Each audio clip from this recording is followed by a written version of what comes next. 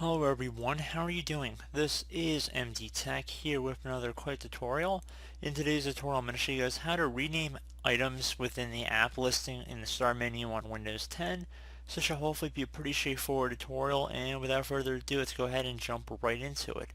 Open up the start menu, navigate over to start menu item you want to change the name of. So let's say Firefox. So you want to go ahead and right click on it, left click on more, and then left click on where it says open file location. At this point you can go ahead and right click on the item in the list here, left click on rename. You can name it whatever you want, so I'm going to call it Firefox Browser. Once you're done, hit enter, save the name of it like you would change any normal file or document. Click out of here.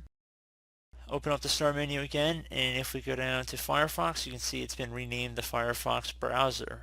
So pretty straightforward tutorial, guys. Do hope I was able to help you out, and I do look forward to catching you all in the next tutorial.